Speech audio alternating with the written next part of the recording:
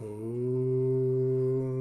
स्थापकाय च धर्मस्य सर्वधर्मस्वरूपिणे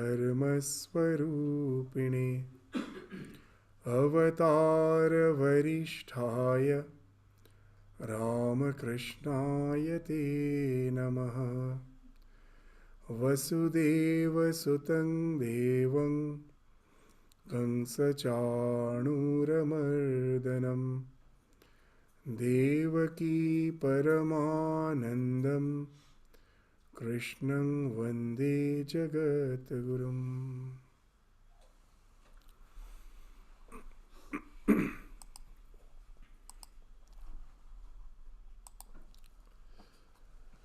So in the last class we just started with our discussion on the 5th chapter of Shrimad Bhagavad Gita, where we find that Bhagavan is synthesizing the two paths available in his days for the spiritual evolution as per their beliefs, as per their temperaments. So the general idea of religion was that perform all the duties and actions and even the rituals and worships. In those days it was the fire sacrifice, the yajnas, throughout your life, as has been prescribed in the scriptures. Live an integrated life, follow the do's and don'ts, and do the yajnas with the aim of attaining heaven hereafter. Not only that, even for the well-being of your life, even here itself, the yajnas and all the do's and don'ts do play a great role in your life. So they used to say, iha, here, amutra, hereafter. For attaining peace, tranquility, this is the only way. That your desires are not bad. So that's why these 4 goals of life were there: dharma, artha, kama, moksha. Artha and kama, they are also the goals. Acquire wealth, enjoy the sensate pleasures of life, but they have to be guided by dharma. So this is the life. If you regulate it this way, here you enjoy the material prosperity in this life, name and fame in this life, and hereafter you enjoy eternal heaven. But again, in the Upanishads we find that however good actions we may do, our actions are not infinite. It has a limitation. How can there be infinite result because of some finite actions? It cannot be. Though I may go on doing lot of good works, but it has a limitation. So its result cannot be unlimited. So the idea came that kshine punye, that though your life in heaven is as if immortal compared to your lifespan here. To give an example, many of you have these domesticated pets in your house, the cats, the dogs. Their lifespan is 14, 15, 16 years. If they have the capacity to compare their life with your life, they will think your life is almost infinite, isn't it? So you are just a human being, the maximum span of your life in average or in general, if we consider 100 years, compared to that 15 years is nothing. There are some insects, they live just for few days. If they have the capacity to compare their lives with ours, they will think our life is as if infinite. But is it infinite? No. Similarly, even when we go to the heaven, to all those higher planes of existence, that life may be for millions of years. From our point of view, it is as if infinite. But when you are in that state, you know that it also has a span. Even in science, we know the time is relative. From the standpoint of an insect, from that standpoint of relativity, the human life appears to be infinite. Similarly, from our standpoint, it appears to be infinite. But when you are there, you know it's all going to come to an end. Again, when all the results of the good actions are over, I again have to come down to this physical plane of existence. So that's been indicated in the scripture as kshine punye. When all the punya becomes kshina, it's all exhausted. Martya lokam vishanti. Again you have to come down to this world of Martya loka. Martya loka means where mrityu is always prevailing. Where mrityu is always there, that is Martya loka. This we always say these words, but the etymological meaning is where mrityu, where death is always prevailing. That is Martya loka. So we again have to come down. Again have to go through this process of cycles of life and birth and death. So that's the one way most of the people are satisfied with that. Because even in our day-to-day life we find one thing, that most of us do not have far-sightedness. We are all myopic, short-sighted. The famous marshmallow experiment shows that. With the children, that experiment has been done. That if you give a child one marshmallow and he's about to have it, they like it, and you say, wait for 10 minutes, another 10 minutes. I will go out and come back. And if you can wait with a plate on that a marshmallow has been kept, if you can wait, if you don't take it, I will give you the second marshmallow. Do you like it? You say, of course I like it. And there is a surveillance camera to see how the child is reacting in the absence of that person for the 10 minutes. And it's a very funny video. You will find most of the children, they get lured, they get tempted. They cannot wait for the 10 minutes. And we think it is childish, but we forget we are all the same child as per the spiritual evolution is concerned. You find we are so much lured by the short-term gains. The far-sighted, the long-term gains is totally out of our vision. That if I can just wait for 10 minutes, delay my gratification, I'm going to get the second marshmallow.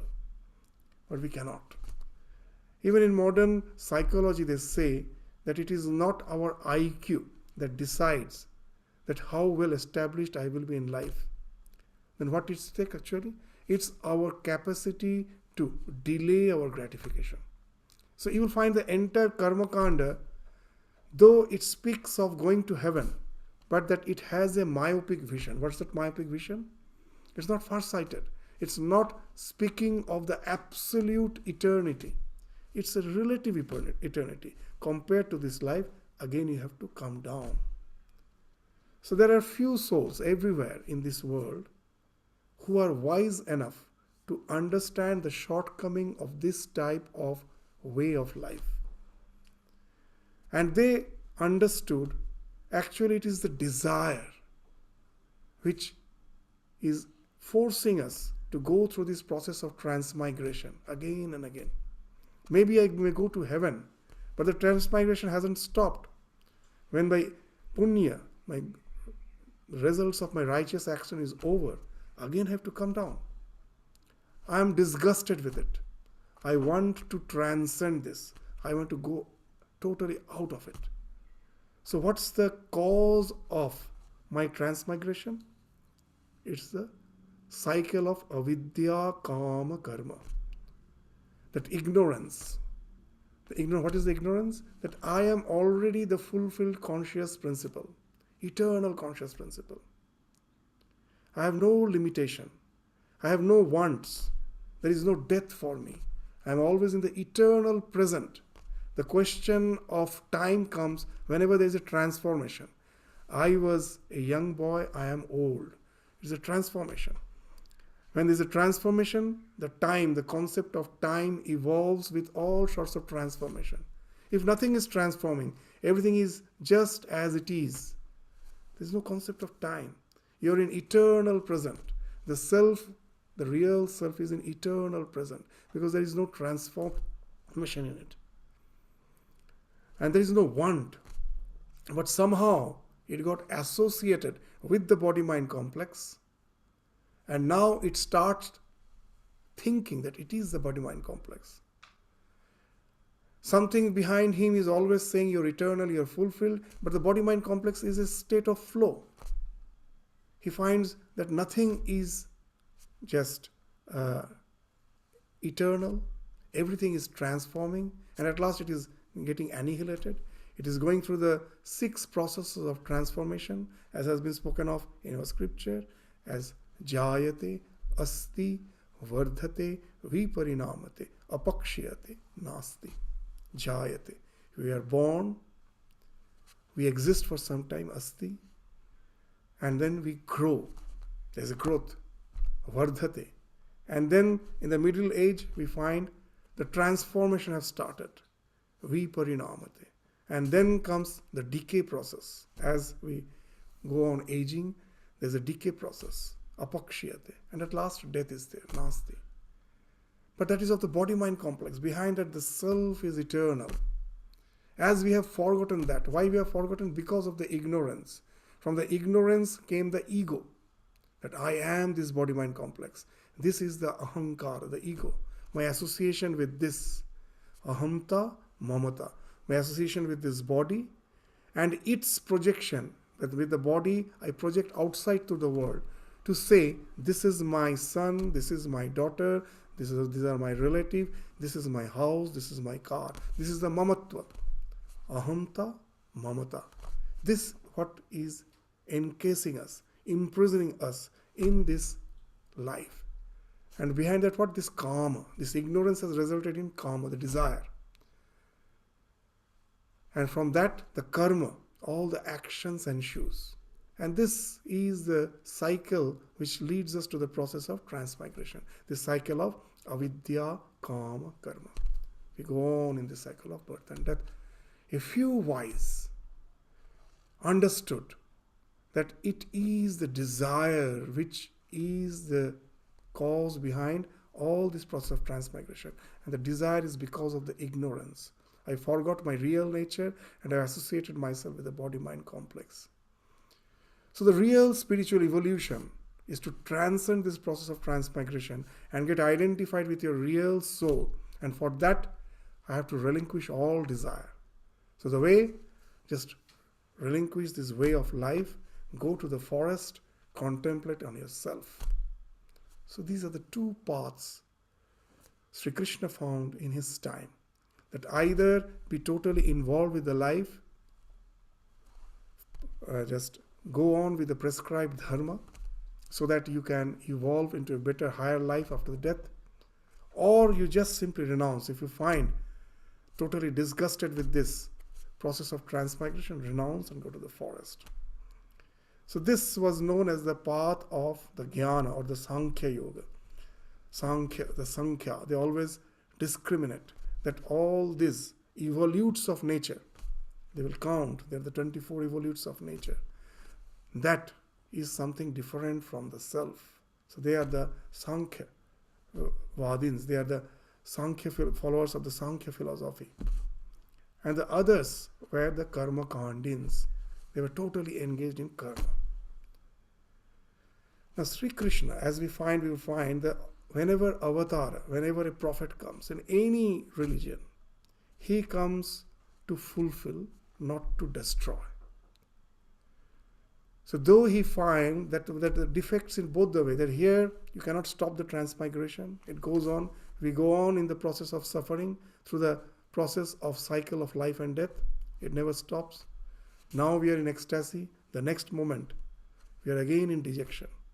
In our life we find, as we grow old, we are all dejected. For an old man there is no future. He is always dwelling in the past. I was this, I was that. Where they have gone? Nature has given me, they have all taken away everything. I have no power. When I was young, I was intelligent, I got the job, I had position, everyone was almost flattering me. Oh, you are great. And with age, however I may try, I find my intellect is dwindling, my physical strength is dwindling, my job has gone, I have to relinquish because I cannot continue with the standards which are required for accomplishing my responsibilities. It's impossible. I have to retire. So you find nature gives us everything at a certain point of time and again takes away. And then I'm frustrated. There is no eternal happiness. What's the way out? Be established in yourself. Don't go to this process of life and death. Relinquish. So these are the 2 paths. Now, So Krishna understood the defect of both the paths. That, as we told, the karma kandins, they cannot go beyond the process of transmigration, beyond just the little happiness and sufferings of life. They are just sometimes in the crest of the wave, again in the trough. That's what they are going through. And these so-called jnana kandins, principally, they seem to be the more enlightened one. But practically, there are a lot of difficulties in this path. That what's the difficulty? In our life, we find everything has something called inertia. When the motion has started, you cannot stop it immediately. When the fan is revolving, I just simply cannot say stop and stops. Even I switch off the fan, it will go on revolving for some time because of its past momentum. In our day-to-day life, we find a drug addict. Psychological momentum is also there. A drug addict came to realize that the addiction is destroying him. He takes a resolution, I have to stop it. Can he stop it? He will find no. Though he tries his best, the past samskaras, the latent impressions that has formed, is so forceful, so powerful, it simply washes off his rationality. It has its own course. The mind says no, the body says yes, it has to. This struggle, tug of war is going on. It cannot. And that's even Sri Krishna realized with most of the so-called the Sankhyavadins, the Jnana Yogins. They have renounced, but their renunciation is not complete. They are trying again and again to the best of their ability to be totally detached from the life. But in the words of Jesus in the Bible, we will find their spirit is willing, but the flesh is weak. What a wonderful word. The spirit is willing, but the flesh is weak. So, in spite of higher aspirations, they are also going round and round in a cycle. What? They attempt, they fail. They attempt, they fail. So what's the way out? Both the paths have its own limitations. Now, avatars come to fulfill, not to destroy. He neither denounced this path of the jnana kandins, neither he denounced the part of the karma kandins. He told, as long as the past momentum is there of karmas, you cannot simply renounce the action. As long as you are in the body, sharira yatrapi, just to sustain your body, actions are required. I simply cannot drop off the actions. I have to take my food, I am constantly breathing, my heartbeat is going on. My actions are something which is a must. As long as I am alive, actions must be there. Even a patient who is in the state of coma in the hospital, the doctors will come again and again to check the monitor to see whether the heartbeat is going on. As long as there is a wave, there are the curves, he knows life is there. The moment it's a straight line, yes, life has gone. No, there is no. So as long as we are living, karma is going on. We cannot stop. So if that's the fact, then how can I simply renounce, say that I don't get involved in any activities, I just contemplate sitting in the forest of myself and go to that realization. So it's almost something impossible. And Ram Prasad in his song, very nicely he says that Amar mon bujheche pran bujhena dhorbe shoshi hoye bamon. That I am a dwarf, but I am attempting to grab the moon. So that's our condition. That dhorbe shoshi hoye bamon. Just a dwarf is trying to grab the moon. So how Avatara is fulfilling that the two paths are there. He's not destroying. He's not saying that just both are bogus. No. He's synthesizing. He says, yes, as you cannot stop your action, let it go on. Behind the action, the reason, why the actions have started, because of ignorance. What's the ignorance? The self is always fulfilled. It is always fulfilled. But when it gets reflected through the body-mind complex, the echo is coming that you are eternal. You are always fulfilled. You will find when I am shouting, standing in front of the mountain, my own name What I feel, that because of the ego, someone is calling me from the mountain. That's what I feel. But it is something which is a delusion. No one is calling, it's just the ego. Similarly, when the self is saying you're eternal, being associated with body-mind complex, as if an ego is coming from the body-mind complex, you're eternal, you're ever fulfilled. And that results in the ignorance. Now I try to realize the eternity, the all fulfillment through that body-mind complex. And it starts even in the small microbe level.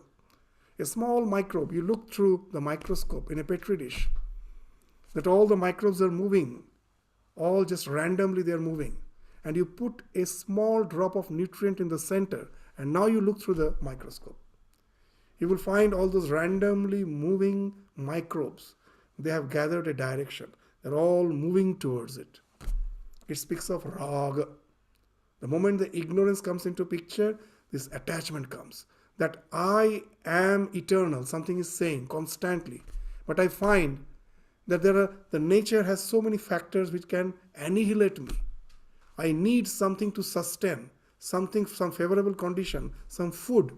So the moment you give some nutrient, raga, it's running. Why? That if I am eternal, I have to realize that eternity through the body-mind complex. I have to be attached to certain things which is favorable for my existence as the body-mind complex. So I go towards it.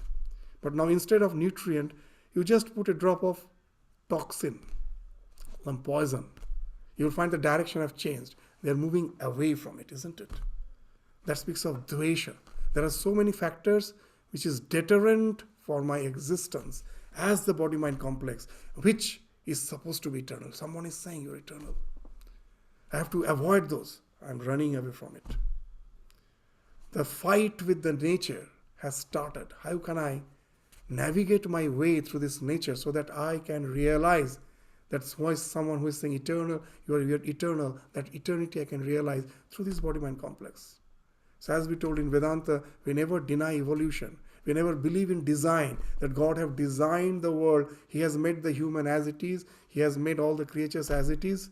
There was no evolution. That's what we find the Abrahamic religion is constantly fighting with the idea of evolution as has been propounded by Darwin. In Vedanta we find the idea of evolution was accepted long back, even before Darwin discovered the theory of evolution, that we do evolve. And that evolution happens because of our fight with the nature. Just see a small microbe. It is fighting with the nature. I am eternal. This nature is not allowing me to realize that eternity. So I have to resort to something which is favorable for my existence, raga, through attachment. And the things which is not favorable, I hate them. I run away from them. I'm afraid of them. That speaks of dvesha, the fight and flight response. And this has resulted in the evolution. How? You will find a wonderful thing. That how the evolution has happened. Now the microbes, when they find their limitation, they start cooperating with each other. They come together. They form a conglomerate of cells. Now they say they relinquish their individuality. The relinquishment of the individuality starts even in the microbe level. That I am no more just a single microbe. We as a whole is a composite whole, one. I have relinquished my identity. Why? So that by cooperating with each other, there's a division of labor. Just see the human body. That some part is taking care of the circulation, digestion, respiration, cleansing of the body. So all the various organs, various cells, there's a wonderful division of labor. Actually, each cell is a unit of life, where they have all relinquished their individuality to give you a feeling that as a whole, with the trillions of cells, I am one individual. Why this has happened? Because of a struggle against the nature to realize the eternity which I am already through the body-mind complex. It's going on. So this, how can it be stopped? As a human being, we have the capacity to realize that after all we are deluded. Because of the delusion, this process has started. I'm already that which I'm trying to realize through the body-mind complex. I'm always fulfilled. I'm eternal. So this chase after the sunset pleasures of life, in the form of raga, dvesha, in the form of desire and hatred and fear, this has to fall off. The actions I cannot stop immediately, as we were saying, because of the past momentum. But let me switch off the force, the driving force behind all those actions. What is that? This raga, dvesha, abhinivesha. Attachment, hatred, fear. Attachment, fight and flight response. This is the three things behind all our actions. Let me try to stop that. We cannot stop the actions immediately. Because of its past momentum, it has to go. Just the way I stop the fan is, I switch off the fan. Does the fan stop immediately? No. It goes on revolving as long as its past momentum is there to stop at last. Similarly, I cannot stop my actions immediately, though I know that it actually is not going to give me any eternal result. But I cannot stop it. So, the jnana comes into picture. That always be aware of the fact that you are the self. All the actions which are going on because of some other purpose which I don't know. I am just an instrument in the hand of the divine. It is going on because of its past momentum, because of my past samskara. God has kept me in a particular situation of life. And accordingly, the body-mind complex is acting. But I am not the body-mind complex. I am the self. So let the body-mind complex goes on. Let it continue in all the activities that it is going through as per its responsibilities, as per its position of life. But let me always be aware of the fact I am just the witness. I am not it. I am just an instrument in the hand of the divine. So I don't hanker after the results of the actions. I am the self. The body-mind complex is going through its process. So now the karma, that also need not be stopped. The karma kandins, karma is there, but without the desire. And the Sankhya Yogins, the idea of the self is there without the relinquishment of action. This too has to be synthesized. It's a wonderful thing this Bhagavan have done. That again, that's why we find it. We have to do the comparative study of all the religions. These words are so wonderfully there. Even in the words of Jesus, that the prophets come to fulfill, they never come to destroy. So how that fulfillment has been brought? Through this wonderful synthesis. And that's being indicated from this sloka 3 to 6 of the 5th chapter of Bhagavad Gita. So we have started with the 3rd chapter. But as we have already mentioned, that some aspects has to be highlighted. Whatever we have discussed, that was not a complete explanation of that sloka, just a part we took. So now, with taking this discussion which we already had as the background, let us go to the 3rd sloka, so that it becomes clear to us what it is saying. NITYA-SANNYASI. Know him to be a nitya, this as we told, a constant sannyasi, a 24, nowadays the word is used, 24/7 renunciate. Who is a 24/7 renunciate? Whose renunciation is complete. There is no as such interruption in his renunciation. Who is there? Yo na dveshti na kankshati. Just that's what we're discussing. That because of ignorance, the dvesha and akanksha, the desire to have something which is favorable for this limited psychophysical existence, and dvesha for something which is unfavorable. That's what the motivation behind all my action. So let the actions follow, but let this dvesha and akanksha, na dveshti na kankshati. Why this dvesha and akanksha come? Because of the dvandva. Dvandva means duality. Something is favorable for my body-mind complex, something is not favorable. This speaks of the duality. So that next word, the moment you go beyond the dvesha and akanksha, then what happens? You become nidvandva. The duality falls off. You are not in any way affected by the dualities in the life. We all know, however we may try. For most of us, religion is, we pray to God so that all the circumstances are favorable. And there are many people who in the name of religion can just be doing the work of a middleman. Sometimes you will know what?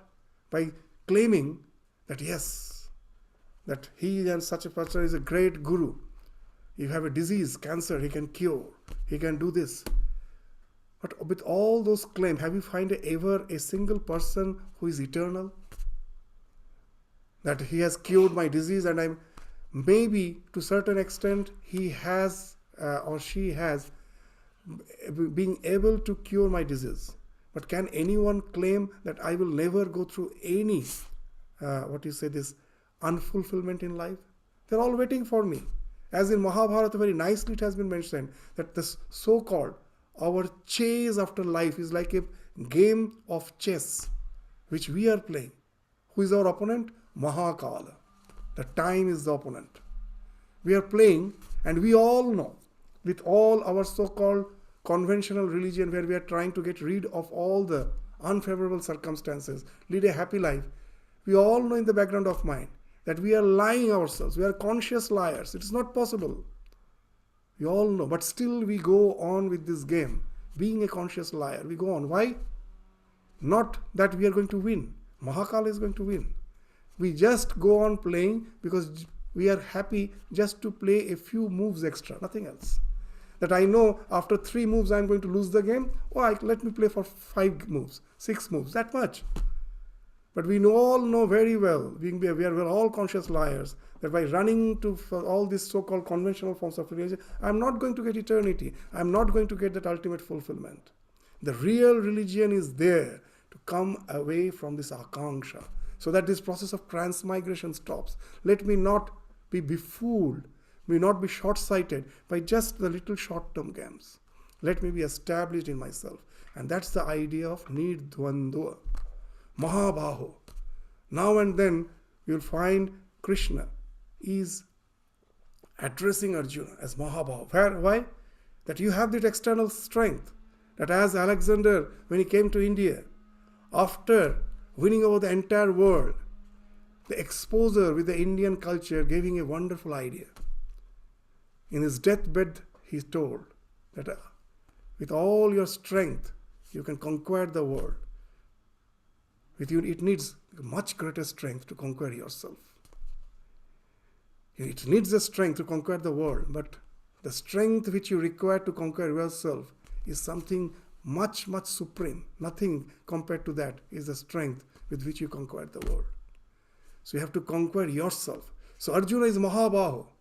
He is the most powerful archer in his time, very efficient in warfare. He is a powerful man. But here when he's saying Mahabaho, he's speaking of that strength, which is even greater than this strength, where you have the power to go beyond all the dvanda and be established in yourself. So Mahabaho. So let the war go on. Don't retreat from there. You have to continue with the so-called turmoils of life. In our scriptures they say a man is just sitting on the sea beach waiting, and you ask, why are you sitting here for so many hours? I want to have a dip in the ocean. I just want to have a dip in the ocean. Why are you waiting here? Just go down, plunge into the ocean. No, it's so turmoil, so full of waves. Let the waves stop and then I will take a dip. So he's a fool. The waves are never going to stop. If I have to take a plunge in the ocean, in spite of the waves, I have to take a plunge. The waves are not going to stop. So that's the idea which Krishna is saying. You cannot run away from life. You have to face. You Mahabaho, you have to face this battlefield. But do it with the inner silence. Contemplation in the world of action. Within, the contemplation is going on. You're always aware of yourself. Let the turmoil go on outside. That's the way, only way. That's why he's saying Mahabaho. And that's the only way of Sukha, the real eternal peace. By going beyond all the bondage. Bandhat pramuchyate. You just, pramuchyate means it's liberated from all this bondage. And then you are become a NITYA-SANNYASI. The action is going on. But your awareness of the self is always there. So you have relinquished the desire. Sannyasa means samyak rupe nyasa. The one who has renounced in totality. Samyak rupenyasa is sannyasa. And that is something which is psychological, it's a mental thing. You cannot stop the actions. Some past momentum has started it. Till that moment is exhausted, it has to go on. So let it go on. But the desires behind it, samyak rupenyasa, you have to completely relinquish it and go on with the process of life. Neither seeking nor avoiding. Go on with it. So that's the idea with which we find that Bhagavan is starting this section, where he's speaking of that idea that the karma yogi performs actions without hankering for its result, and such a person is to be considered as a NITYA-SANNYASI. Otherwise, if I think of relinquishing the action, I cannot be a NITYA-SANNYASI. Maybe I am contemplating for some time. Then I find to sustain my life. Even a sannyasi has to go out for bhiksha. He cannot simply sit and meditate. With his begging bowl, he has to go. Some action is there. And then he feels this is something which is not part of my contemplation. But to keep my body, I have to just to maintain my body, I have to go out for bhiksha. I have to, where the hermitage where I stay, that I have to maintain. There are so many actions. And then the idea will be, when I am meditating, I am sannyasi. Otherwise, I am taking care of my household duties. So there is as if a break, there is a watertight compartment between secularity and spirituality. That when I am contemplating, I am spiritual, and rest of the time I am secular. You can never be 24/7 sannyasi. The 24/7 sannyasi is possible only when you have that awareness with which you are in the work field. With a sense of detachment, you are working, knowing very well the body-mind complex has to go on. As in the last class we were indicating, the mother, when it is taking care of the child, when the suffering comes when the mother thinks, oh, I have so much of love, so much of affection I have given to the child, and he behaves so rudely towards me, even cannot talk, when just I am relating through love, and he unnecessarily, I don't accept anything, just a few nice words, that also he cannot speak. So from where the suffering comes? From the expectation. How that expectation came? Because of the idea, I am the doer. It is I who love the child. But if you really think, is the mother loving the child? No. You also will agree. Throughout the creation, have you found a single mother not loving the child? All, even the animals, the mother loves the child. What it speaks of? That behind the creation there is a design to sustain the creation. The Lord of this creation has as if implanted that love in our heart. Just, you're helpless. What to speak of mother? Even any human being seeing a helpless child feels some motherly affection. Whether it's a boy, whether it's a male or a female. The motherly affection is something ingrained in the heart of every being. You need not be just have to be mother. That somehow wells up. It comes out. You cannot help it. It is not that you are loving. It is something programmed within our being. Our genes are empathetic. We have to. We are being programmed that way. You feel that way. So can you claim it is you who are loving? That the Creator has programmed us in such a way that seeing someone helpless, seeing a helpless child, the love wells. And that love is nothing but the love of the God, which is just channelizing through you. So then how can you claim that you are the one who are doing? God is taking care of His creation through you. You are just the channel. So you're just the instrument. Can an instrument claim that the result of the action I should enjoy? No. So I am just the instrument in the hand of the divine. I do my best as per the skills with which I am being born. That also has been given by the divine. And there it ends. I am happy that whatever has to be done, I have done. That whether the child is what I have expected or not, I don't really bother about that. I am happy that I have done to the best of my ability.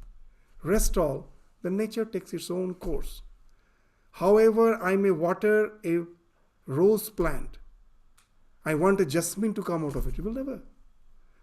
By gardening, by watering a rose plant, I will get. So the nature of the plant I cannot change. By watering, I can get a better rose, more blooming, more big. But I cannot just change its nature and have something different. So we all are born as per our temperaments, as per our samskaras. We can nurture that, but we cannot simply think of totally changing it. So I have done my duty. Rest all is His nature. God has taken care of His creation just through me. And then that becomes karma yoga. It's no more karma bhoga. You are not enjoying the results of your action. Your yoga, you are attached to yoga means union. Bhoga means enjoyments. Through karma, if I am not always aware that I am the instrument in the hand of the divine, I will be going for karma bhoga, enjoying the results of action. And if I am always aware that I am attuned with the divine, it is the divine who is working through me, I am in constant unison with the divine. The yoga means union. So the karma is going on, but it is now karma yoga. The action is going on, but you are always in communion with the divine.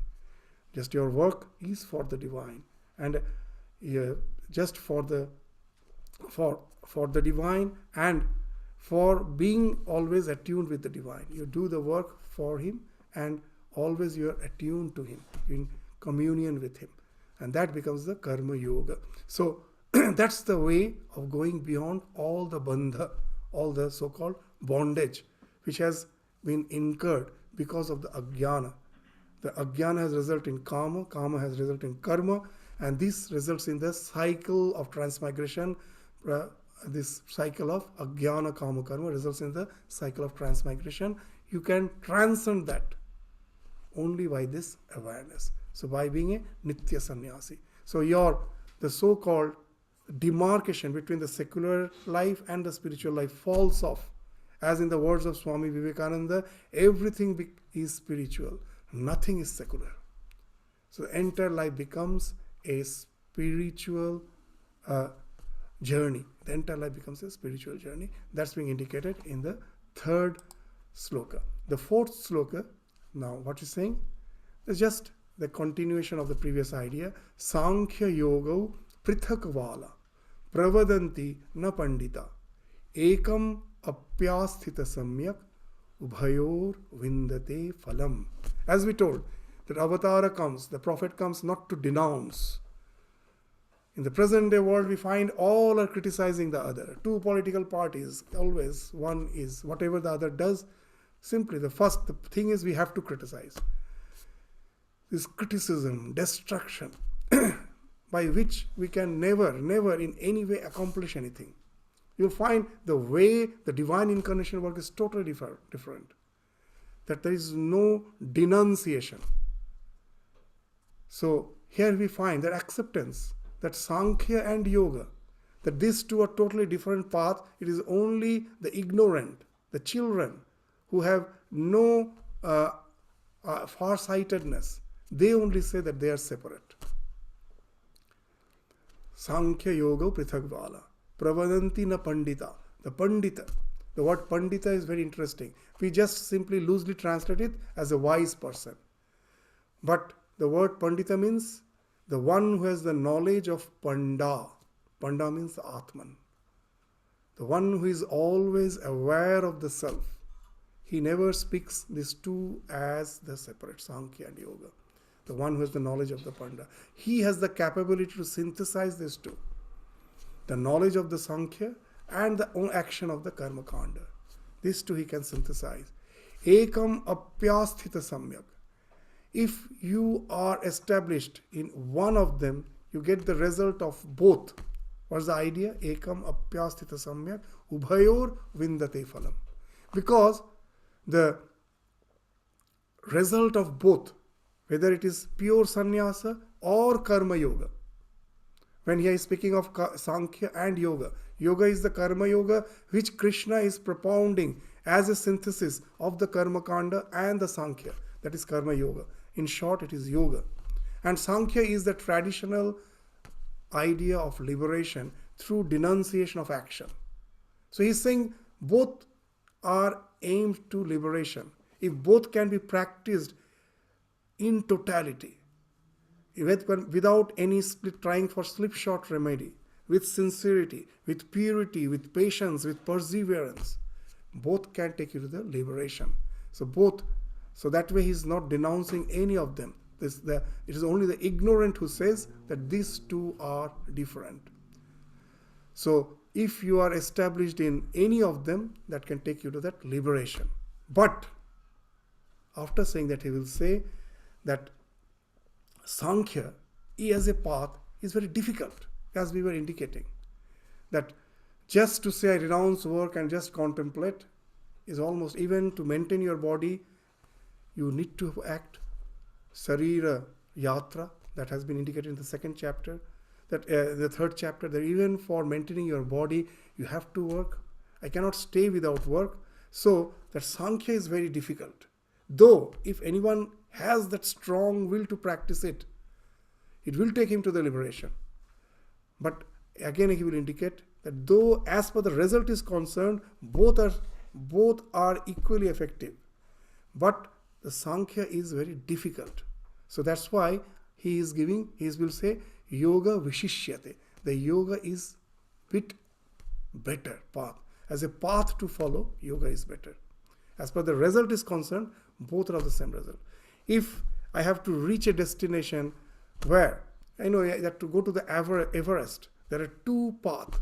One is very short but very steep, and other is a bit roundabout way, but it's not that challenging.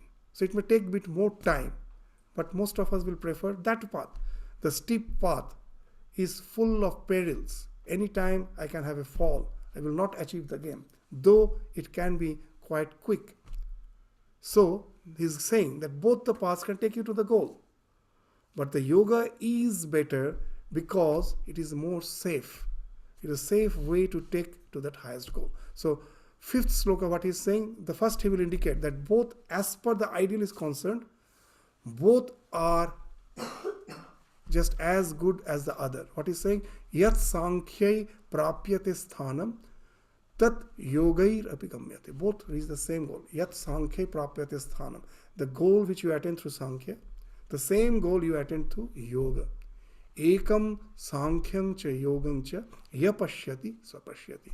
The one who sees that both are same. Both are same as per the goal is concerned. He is the one who is having the right vision. Yapasyati swapashyati. He only truly sees. So we will find that sometimes stories are better than mere discussion. We will find in Karma Yoga, Swamiji's lectures on Karma Yoga, that one chapter is there.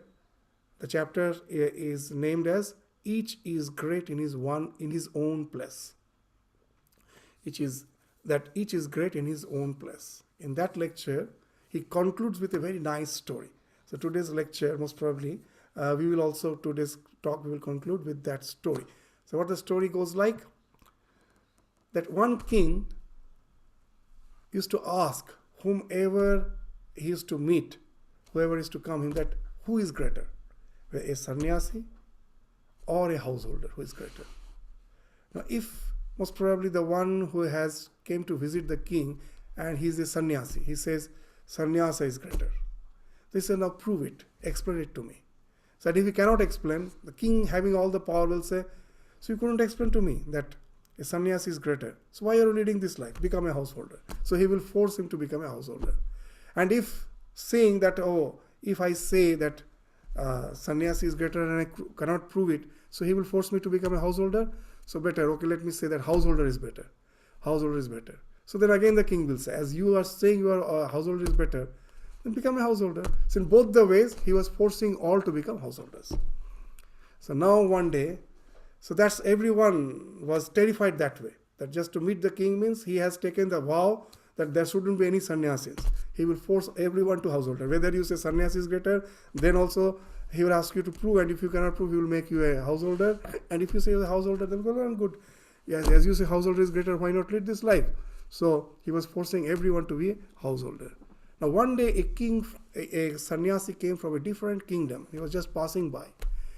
And the others just told that the king has given us such a challenge uh, why not? You meet the king. Now this sannyasi was a wise man. So he went to the king. And when the king asked him the same question, he gave this answer, that, O king, none of them is greater than the other. Each is great in his own place. Now the king told, prove it. Well, I need time. I cannot prove it to you immediately. I need time, and I am just going around the various other kingdoms. You also have to accompany me. Just give your responsibilities to your minister, and if you are willing to find the answer, you have to accompany me. The king agreed. Okay, let me take my leave from my responsibilities. I will accompany you. So they were traveling to the various kingdoms, and at last they came to a kingdom where the Swayamvara was going on. Swayamvara in the olden days, in India, the princess, when she has to be given in marriage, that it was just broadcasted that the princess will marry as per his choice, whoever proves to be the greatest as per the benchmark set by the king or the princess. They will set some benchmark that I want the most the courageous prince to be my husband. So that's the benchmark. Someone says, I want the most wise person to be my husband.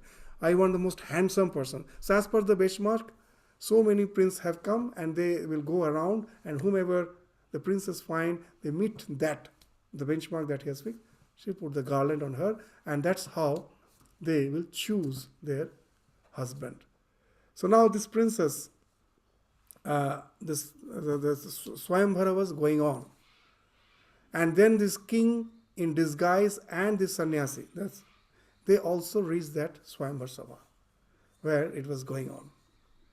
And now there so many kings have came. So many other kings have came. The entire, the king's palace was all filled with all these kings waiting for the princess, kings and the princess, waiting for the princess to put the garland on them. And now just to see this magnanimous show, some other sannyasi, young sannyasi, very handsome, but he was just there to see this, what's going on. So he was just waiting in one corner of the palace to have just a view of what this magnanimous show is going on, to whom the princess is going to put the garland. Now the princess from a distance noticed this sannyasi. He was extremely handsome, and most probably her benchmark was, I want a very handsome person to be my husband. And he was just, because of his spiritual life, he was glowing. And a young sannyasi standing in a corner, he was totally oblivious of what means as per the process is going on. He was just having a view of the show.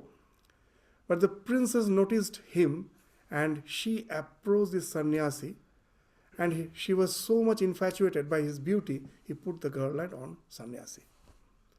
And immediately sannyasi took off the garland and just threw it, saying, what's nonsense? I am just a sannyasi. I am here just as an onlooker. I have renounced everything. I cannot just accept this bondage of marriage. I am not here for that. Now the princess was insisting that here, whoever is here, I can put my garland on anyone. So it is, I have put on you. I want you as my husband. But the sannyasi was vehemently denying. And the king thought, most probably the sannyasi is thinking that after all, he is a sannyasi. He has nothing to sustain a family life. That's why he is afraid. If the princess marries her, and she is the royal princess, her needs are also like a royal family. How can he afford to have her as a wife? So that's why he's afraid. So the king declared, I give half of my kingdom to you. I give half of my kingdom to you. And then again the sannyasi said, it's nonsense. I am a sannyasi, I am a full renunciate person. I neither want kingdom, I neither want this beautiful princess, nothing. And then he started running out. He found that this is imminent danger. The king may force him. He started running, and the princess was so infatuated, she was running after this sannyasi. And the other sannyasi and the king, who were in disguise, they also ran after them, just followed them. And now the sannyasi ran and just by the side of the kingdom, when the forest starts, he entered the forest. The princess also followed her, and the king and the other sannyasi, they also followed, just to see what's next, what happens next. Now the sannyasi is very well versed with all the paths in the forest. The forest, it is almost impossible to find a way through the forest if you are not habituated with that forest life. So the sannyasi was one who was a forest dweller. He knew all the paths. So he vanished in no time. The princess lost her way. Now couldn't find where the sannyasi has gone. And it was already dusk. And now she sat down crying and wailing. The other sannyasi and the king who were following, now they came near the princess. And then the princess told, I am lost. Neither that sannyasi is visible, nor I can find my way out, and now it's dark. Then this king and the sannyasi told, don't be afraid. Now it's already dark. We cannot go back. Let us stay for the night here. Tomorrow morning, we will show you the way out. We will show you where. We will take you to your father, to the king. So now they decided to just have the shelter behind a huge tree. And on the branches of the tree, there was a family of the bird. A bird with its wife and two children. They were residing in the tree. Now they saw three guests here at night, and it was a winter night. It was the night of the winter, so it was very cold. So the male bird, he felt that agony, that my guests are suffering in this winter. I have to do something for them. So what can be done? So he started breaking the dry twigs of the plant. Some twigs were there, so dried branches and twigs. He was breaking and throwing in front of those three. The princess and the king and the sannyasi was throwing. And seeing those dried twigs, they had the amenities, the fuel to light it up. So the three lit it up and they were comfortable. The fire was there. So he did his best in helping them in lighting the fire. Now after that, the bird started thinking, but now they're hungry. They should have something for dinner. How to afford them with the food? Nothing is there. And they thought, my flesh itself can be their food. So the male bird, simply just dived into the fire. So these three were horrified. What is happening? But suddenly they saw a bird has fallen into it. So when it was getting roasted, the wife bird, she thought that the flesh of a single bird won't be sufficient. My guests has to be fed. And so now the wife also died, followed by the other three birds, the children. Now they couldn't take the meat. They were horrified. They're seeing what has happened. They couldn't take. Somehow they spent the night there, and the morning, after seeing this horrible experience of which they could understand nothing, especially the princess could understand nothing. In the morning, the princess was taken back by the king and the sannyasi to the kingdom, and now the king and the sannyasi were on their way back to this king's kingdom. And now the sannyasi told, see, each is great in his own place. What is told, that I will read the words of the Swamijis. If you want to live in the world, live like those birds, ready at any moment to sacrifice yourself for others. So that's that strong will you should have, that my life is for the service of others. You should be ready at any moment yourself to sacrifice your life for others. If you want to renounce the world, be like the young man to whom the most beautiful woman and a kingdom were as nothing. If you want to be a householder, hold your life a sacrifice. A mother's life is a sacrifice to help the children grow. So hold your life as a sacrifice for the welfare of others. And if you choose the life of renunciation, now it is fine. Most of the divorce happens after the child is born. Because we are also, now the civilization is so self-seeking. When the child comes, the life's real challenge comes. You will find the fight starts. You are not taking sufficient care of the child, the other says you are not taking. And that becomes the cause. Now, most of the divorce is after the child is born. Because of his tremendous self-sacrifice, we have forgotten that life is for a sacrifice. That this, for the sustenance of life, just with my enjoyment, can the life continue? In the West, the big problem is now the reduction of the population. Population is no one wants child. Everyone wants enjoyment. Can we continue as a human being if we just really want only enjoyment, no children? The family life is breaking. So just see the ideal, this simple ideal. If you are a householder, you have to sacrifice your life for others. You have to. That's the, and if you are a sannyasi, then be like that sannyasi. For him, the most beautiful human, the kingdom, nothing is for him. So each is great in his own place. But the duty of one is not the duty of the other. So what a nice conclusion is one of this wonderful story. The story tells a lot. Mere explanations cannot tell. And now you will find, let us just read this sloka before we end this class. Yat sankhya prapyate sthanam. Tat yogairapi gamyate. The both can lead to the same goal. Ekang sankhyam cha yogam cha ya pashyati sa pashyati. He is the one who truly sees, who sees them both as the same as where the goal is concerned.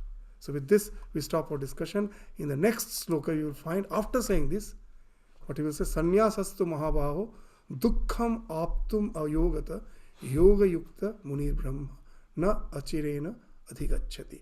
So, the same idea, but today, let us just leave it. We will start from the 6th sloka again in the next class, where he will say that though this takes to the same goal, but the Sankhya is full of dukkha.